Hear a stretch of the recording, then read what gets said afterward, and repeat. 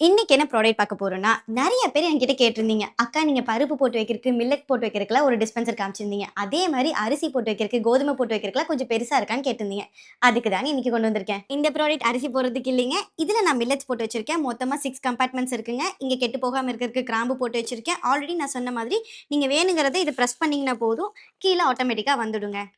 இப்ப நம்ம அரிசி போடுறது பார்த்துடலாங்களா? டடான்!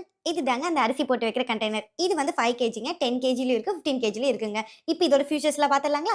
இந்த பாக்ஸ இப்படி தான் ஓப்பன் பண்ணுமான்னு கேட்டீங்கன்னா, கிடையவே கிடையாதுங்க. ஜஸ்ட் ஒரு பிரஸ் பண்ணீங்கன்னா போதும், அழகா ஓப்பன் ஆயிடுங்க. அது மட்டும் இல்லாம, நமக்கு மெஷரிங்க்கு கப்பு கூட அவங்க குடுத்துருக்காங்க. வேணுங்கிற அளவுக்கு நீங்க இதுலயே மெஷர் பண்ணிக்கலாங்க.